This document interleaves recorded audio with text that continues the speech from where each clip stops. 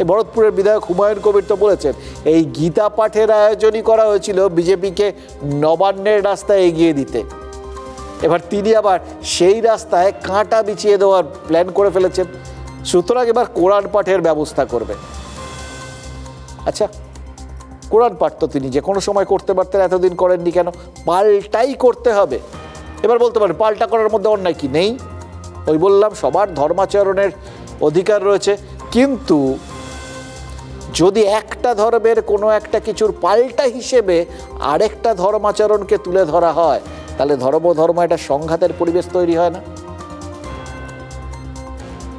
এই যখনই এই স্বার্থের দ্বন্দ্বগুলো আসে, যখন তুলনামূলক একটা বিষয়, ক্রিয়ার প্রতিক্রিয়ায় যদি একটা ধর্মাচরণ হয়, তখনই তো সমস্যাটা।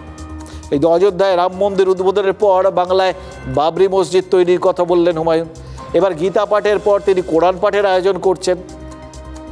মানে কোথাও গিয়ে এই ক্রিয়া প্রতিক্রিয়া, এই দ্বন্দ্ব, এই সংঘাতের জায়গা একটা তৈরির প্রচেষ্টা, এগুলো হয় বলেই তো আমরা মাঝে মধ্যে দেখি ভাই ভাইয়ের প্রতি তেড়ে যায়, ভুলে যায় ধর্মর বাইরেও এই এতদিন ধরে একসঙ্গে থাকা, খাওয়া, বড় হওয়া, এগুলো ধর্মটাকে ভুলেই করা হয়েছে। এবং সবথেকে বড় কথা, কোনো ধর্মই হানাহানি, ভেদাভেদ এগুলো শেখায় না, এইভাবে একে অপরের সাথে কম্পিটিশন করতে শেখায় না। আর যাই হোক,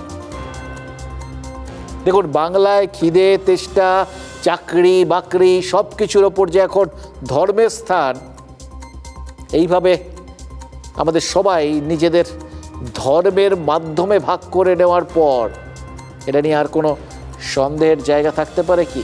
এবং এই পরিস্থিতিটাই যে রাজনীতি অনেক কষ্ট করে তৈরি করেছে, সেটা নিয়েও আর কোনো সন্দেহ থাকতে পারে কি?